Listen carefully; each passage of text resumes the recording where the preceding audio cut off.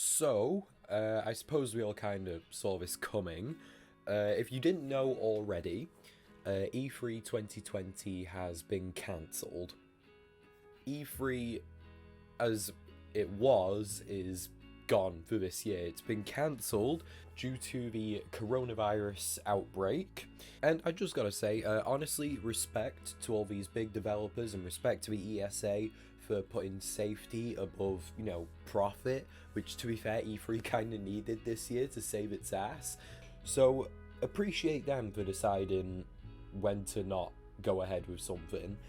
Phil Spencer's already come out and said that they're going to be doing an Xbox live stream, which, to be fair, I'm all for. Xbox is usually the highlight for me. Nintendo are probably going to do a direct, or they might do a direct before that. I don't know. It's been half a year and we haven't had a direct yet. Please give us a direct, I'm begging you. Pretty much everyone is in support of it. The only thing that is a bit that sucks for E3 is the fact that a lot of indie developers get a lot of attention when E3 rolls around, and they won't get that now, which is unfortunate because there's a lot of indie games that I wouldn't even know existed without E3. One of them being Cuphead, which I only found out about because it was so heavily shown at E3 for like 4 years straight, and the hype around it built up from that.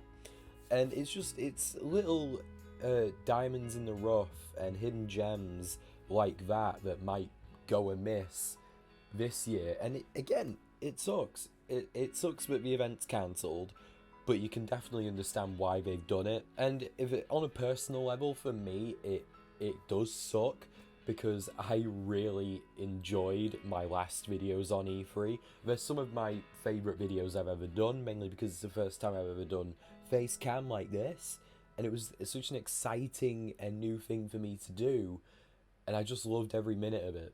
And I hope I can do that again this year with just the live streams. I don't know how the live streams are going to turn out, to be honest, because one of the best things was gauging the audience's reactions. Now, here's the thing that's going to be missing from this year's E3, or at least what might be missing. It's an important part that is kind of overlooked, but it's what makes E3 every year.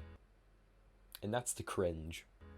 The cringe of E3 just never gets old. I can watch E3 cringe compilations for weeks, months on end. My most viewed video is an E3 cringe moment. So, it's like, I'm going to miss that aspect because the chances are these live streams will either be pre-recorded, then live streamed, or just scripted to the letter. And yeah, that's my thoughts on the E3 cancellation anyways. In conclusion, it sucks, but you can see why they've done it. It's fully necessary, and I definitely respect their decision. Doesn't mean I have to like it. I'm definitely going to still do videos on E3 this year. Right now, as it stands, we're just going to have to wait and see what they do. Because E3 haven't announced any plans for what they're going to do. Xbox are already on it with their own thing. And it could spell bad news for the future of the E3 as a whole. Because the companies may just turn around and go, shit, why haven't we been doing this already?